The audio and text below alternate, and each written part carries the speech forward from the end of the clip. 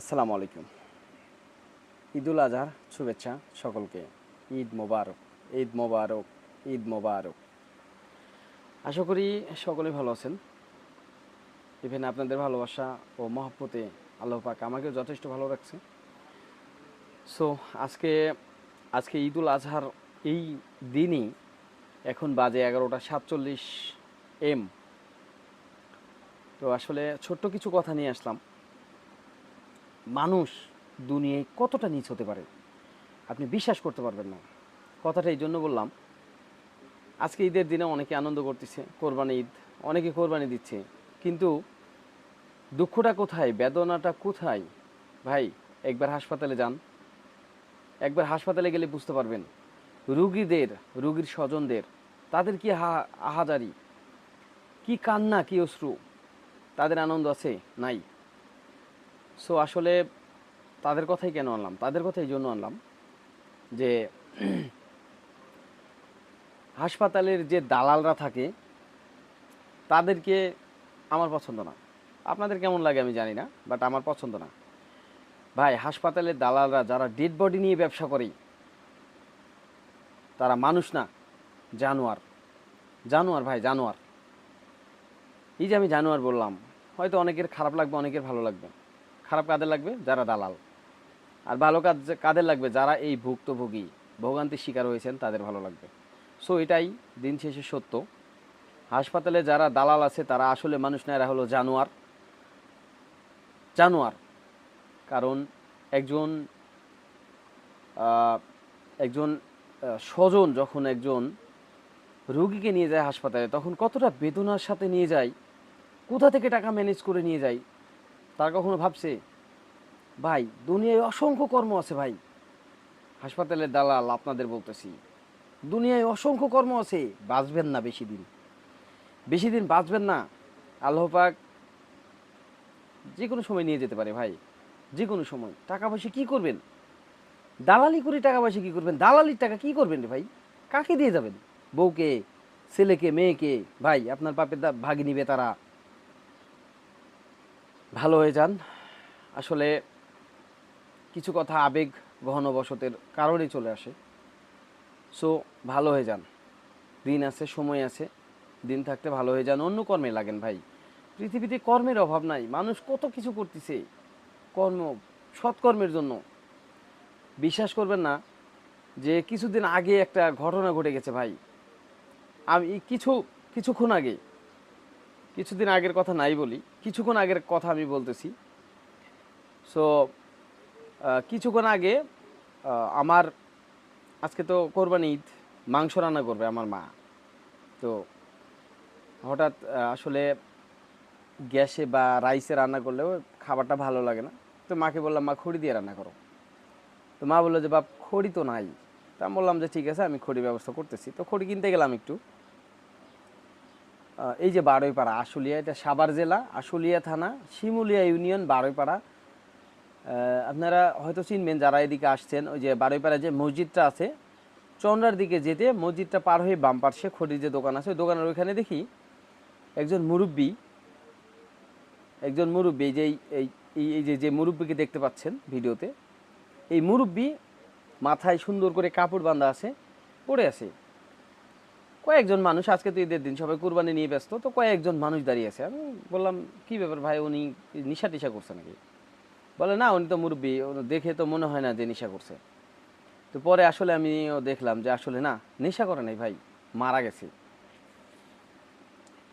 উনি মারা গেছে ভাই। কোথাকার কেউ চিনে না, কেউ চিনে না। কোথাকার মানুষ, কোথা থেকে আসছে, কোথায় মরতেছে, কেউ চিনে না। সো হাসপাতালের দালাল তোদেরকে বলি, ভালো হয়ে যা, ভালো হয়ে যা। ডেড বডি নিয়ে ব্যবসা বাদ দিয়ে দিই, ঠিক আছে? ডেড বডি নিয়ে ব্যবসা বাদ দিয়ে দে। পৃথিবীতে কর্মের অভাব নেই, অন্য কর্ম করে খা ভাই, সৎকর্ম করে খা। আর আমি ওয়ালটনে জব করি, আমি একজন ওয়ালটন এমপ্লয়। যদি চাকরির দরকার হয়, ওয়ালটন ওয়েবসাইট ঘেটে দেখিস, প্রথম চান্সে লেখা আছে চাকরির সুযোগ ওয়ালটনে।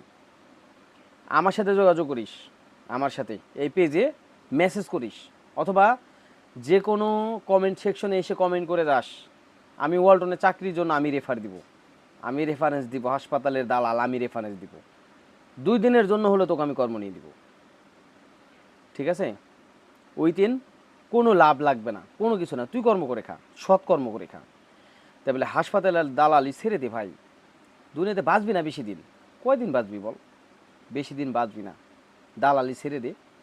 একজন স্বজন যখন একজন রুগীকে নিয়ে আসে হাসপাতালে, কোথা থেকে টাকা ম্যানেজ করে নিয়ে আসে জানিস না রে ভাই? কখনো পড়ছিস এই প্যারাই? পড়িস নাই। সৎ পথে থাক,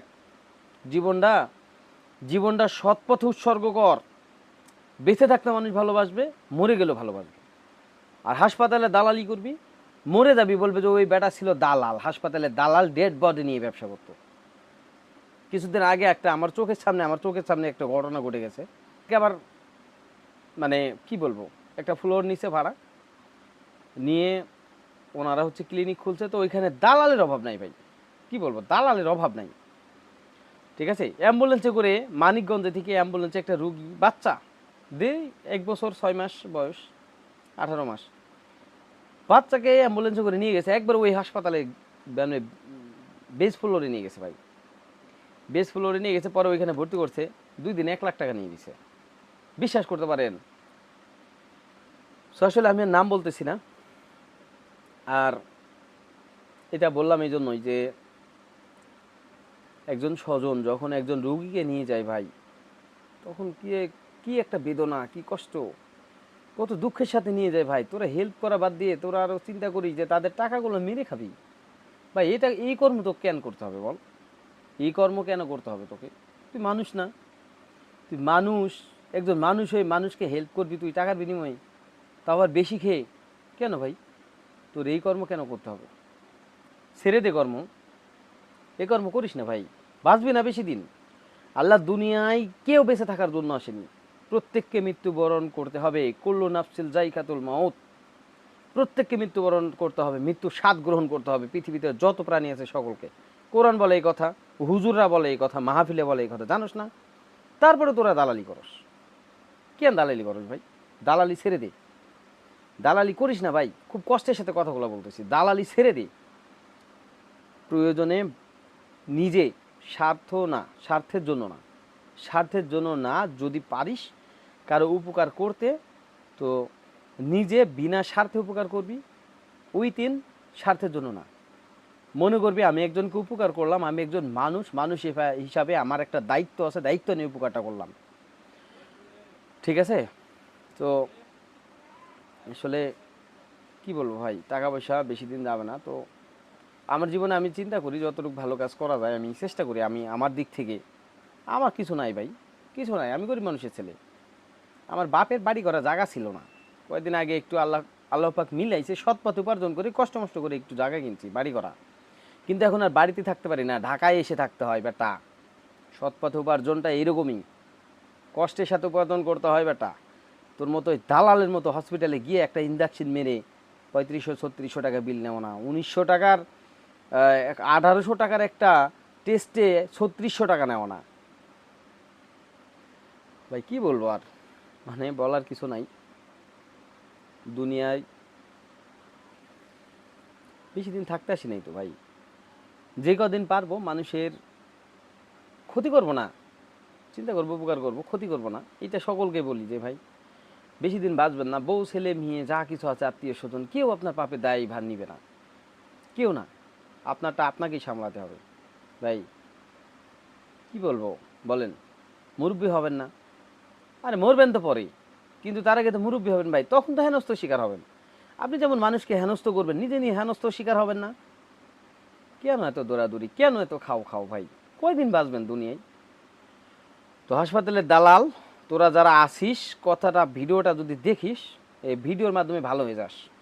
দুনিয়ায় কর্মের অভাব নাই, সৎকর্ম করে খা, জীবনযাপন কর, সৎ পথে থাক, ভালো হয়ে যা তোরা, ঠিক আছে? 10 মিনিট হয়ে গেছে, আমি আর কথা বাড়াতে চাচ্ছি না। সকলে ভালো থাকবেন, কোনো ভুল ত্রুটি করে থাকলে ক্ষমা দৃষ্টিতে দেখবেন। সকলে ভালো থাকবেন। আসসালামু আলাইকুম।